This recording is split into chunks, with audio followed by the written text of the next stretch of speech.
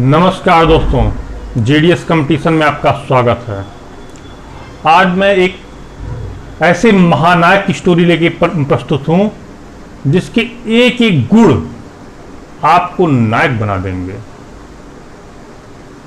शून्य से शिखर तक उस व्यक्ति की जो कहानी है वो आपको के लिए प्रेरणास्पद है और समय ने जैसा इम्तहान लिया है उस व्यक्ति का वो काबिले तारीफ है। और उस समय की अग्नि परीक्षा में वो व्यक्ति हमेशा उत्तीर्ण हुआ है। शुरुआत में ही नहीं उत्तीर्ण हुआ, हमेशा आज भी 70-75 साल की उम्र में भी वो व्यक्ति उत्तीर्ण हुआ है, मौत को मात दिया है। आपको दोस्तों ये गुण एडाप्ट करना होगा। और जिस समय की बात मैं कर रहा हूं, बार बार मैं कहता हूं, समय बहुत बलवान होता है। एक कोटेशन में आपको बताऊं, समय के सम्मुख बाल हुआ करते हैं, उसके पीछे बाल नहीं हुआ करते। जब एक बार आपके सामने से निकल गया तो पीछे हाथ मारने से आपके कुछ भी नहीं आएगा। यास के कृत दिव्या में बात कही गई है। ये समय जो बीत रहा है आपको उसको सामने से पकड़ना है, तब आप जाके सफल हो पाएंगे। आज आगे आते हैं जिस व्यक्ति की स्टोरी हम प्रस्तुत करने जा रहे हैं, महानायक अमिताभ बच्चन की। जब इलाहाबाद में, अब वर्तमान प्रयागराज, जब ये पैदा हुए 1942 में, तो इनके पिता डॉक्टर हरवंश राय बच्चन, उन्होंने इनका नाम इंकलाब रखा। उस समय स्वतंत्रता के समय पैदा हुए थे भाई, इंकलाब रखा। लेकिन सुमित्रा नंदन पंत, जो कि आप जानते होंगे बहुत बड़े कवि थे, उन्होंने उनको सलाह दिया कि इसका नाम अमिताभ रखिए। अमिताभ का अर्थ क्या हुआ भाई? ऐसा प्रकाश जिसका कभी कोई अंत ही न हो। आज यही उसी अपने नाम का वो अर्थ प्रमाणित उन्होंने किया है, कर रहे हैं। जितने भी अवार्ड दिए गए उनको, अब तो अवार्ड को भी एक प्रकार से लगता कि हम ही कदम छोटे हैं। बस एक ही अवार्ड बाकी है, भारत रत्न देना। बाकी फिल्म जगत का सर्वोत्कृष्ट अवार्ड उनको दिया जा चुका है, दादा साहब फाल्के अवार्ड, पिछले साल ही दिया गया। अब जो समय की जिस बात कर रहा हूं मैं, उनके साथ जो घटना शुरुआती दौर में घटित हुई, जब वो प्रयागराज से अपना शुरुआती पढ़ाई मैरी स्कूल से किया उन्होंने, फिर नैनीताल से किया, फिर दिल्ली में पहुंचे। दिल्ली में करोड़ो विमल कॉलेज में उन्होंने अध्ययन किया। उसके पश्चात तो नौकरी के लिए दर दर ठोकरें खाते रहे, यहां वहां फाइल लेके जाते रहे। टस से मस नहीं हुई, कोई छोटी मोटी नौकरी भी इनको नहीं मिली। इस 60s के दशक की बात मैं कर रहा हूं। अब क्या करें, परेशान। जैसे इस समय प्रदर्शन बहुत ज़्यादा चल रहा है बेरोजगारों का भाई, लाजमी है। एक समय ऐसा आता कि सब लोग परेशान हो जाते, फ्रस्ट्रेट हो जाते हैं, वैकेंसी नहीं आती है, तो व्यक्ति परेशान होता ही होता है। वैसे अमिताभ बच्चन भी परेशान। उस समय तो धरना प्रदर्शन कर नहीं सकते थे, उस समय ये सब दौर नहीं था। आज तो मल्टीमीडिया का ज़माना, सोशल नेटवर्किंग साइट का ज़माना है, मीडिया बहुत स्ट्रांग हो चुकी है। आपकी एक एक बात जो कमरे में कहेंगे वो भी पहुंच जाएगी सरकार तक। ये जानिए इतना एडवांस है भाई। अब बात हुई, किसी उनके मित्र ने उनको सलाह दिया कि तुम्हारी यार आवाज़ अच्छी है और मुंबई में ऑल इंडिया रेडियो पे ट्राई करो। बाकी कुछ अच्छा नहीं कहा। लंबे इतने ये कि शुरू हो जाए खत्म ही न हो। दुबली पतली शरीर उस समय हुआ करती थी, कोई अच्छी शरीर भी नहीं थी कि कुछ और ऐसा अट्रैक्टिव काम कर सकें। इन आवाज़ की तारीफ किया सब। पहुंच गए मुंबई। अब मुंबई में ऑल इंडिया रेडियो पे उसके ऑफिस में गए अपना वॉइस ओवर देने के लिए। उस समय मुंबई में वो ऑल इंडिया रेडियो पे आमीन सयानी हुआ करते थे, आपने नाम सुना होगा। विविध भारती पर इनका प्रोग्राम हमेशा हमने भी सुना है, आता रहता था गाना, वो फिल्म से संबंधित गाने होने के संबंध। हाँ दोस्तों, आज मैं आपके सामने ये लेकर हाजिर हूँ।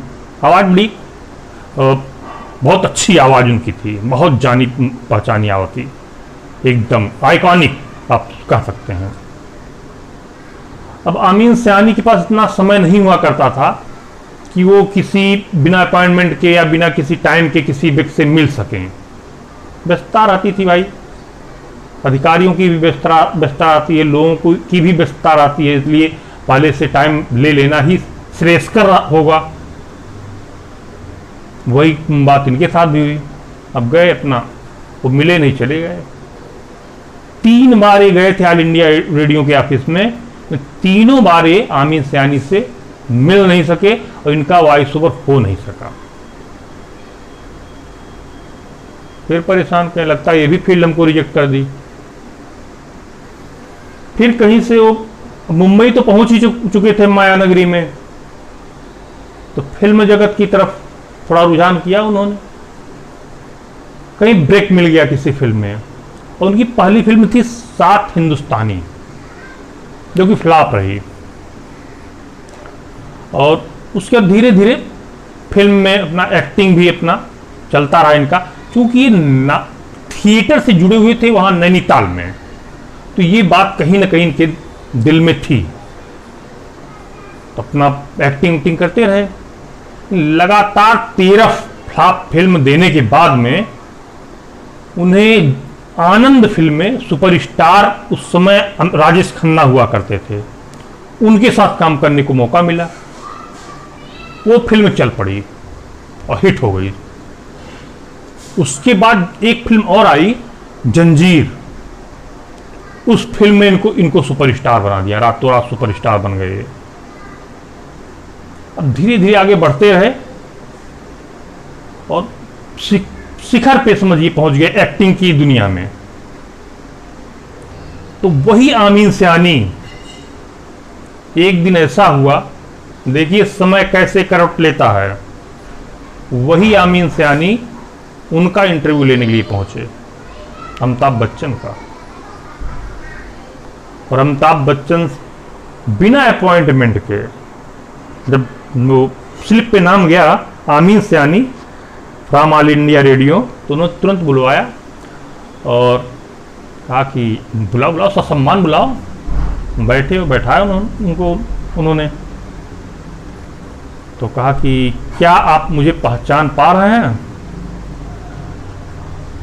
आमीन सयानी को उन्होंने जो जवाब दिया, आप बड़े गौर से सुनिए, और उस जवाब की अपेक्षा मैं आपसे करता हूं और प्रत्येक व्यक्ति से करता हूं कि आप जब भी किसी बहुत ऊंचाई पे पहुंच जाएं, अहंकार न होने पाए, क्योंकि शिखर पर पहुंचने वाला व्यक्ति भी धरातल पर ही रहता है।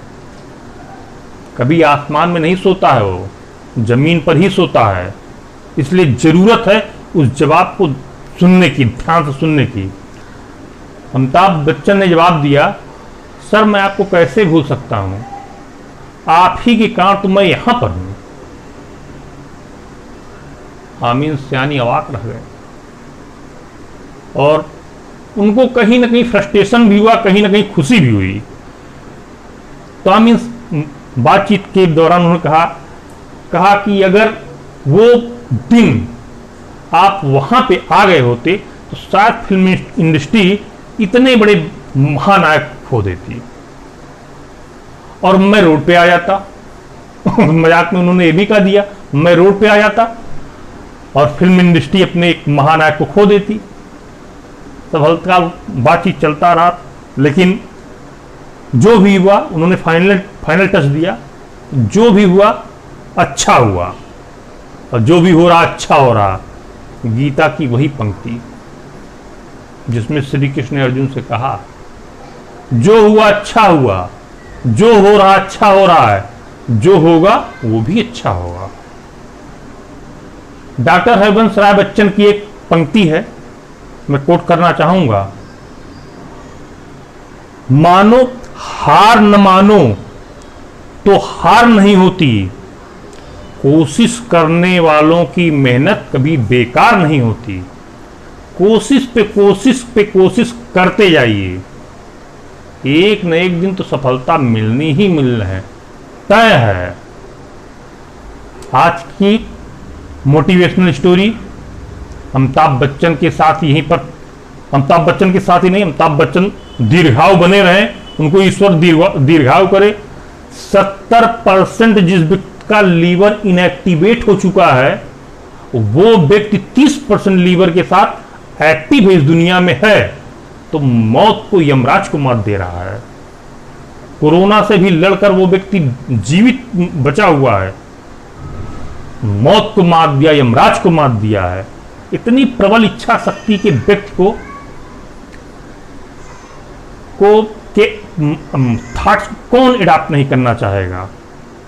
आप भी अडॉप्ट कीजिए, बहुत फायदा करेगा, आपके कंपटीशन के लिए श्रेयस्कर होगा। धन्यवाद, नमस्कार।